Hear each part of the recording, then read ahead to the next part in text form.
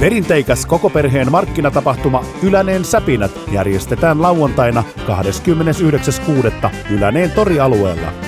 Tapahtuma alkaa kello 9 ja jatkuu aina kello 14 asti. Paikalla runsaasti torimyyjiä ja yhdistyksiä, joten tarjolla on lähes kaikkea porkkanoista porsseihin. Suuren suosion saavuttanut vanhojen menopelien kulkue starttaa tuttuun tyyliin kello 12. Ja torikansa pääsee äänestämään tämän vuoden voittoisat pelit kello 13.30 asti jatkuvassa nettiäänestyksessä. Voittoisat pelit palkitaan noin kello 14. Viihdyttäjinä ja toriääninä tänäkin vuonna tutut Janina Lehtonen ja Ville Mäkimattila. Koko tapahtuman ajan ovat avoinna myös Suomen paras kotiseutumuseo ja luontokabinetti.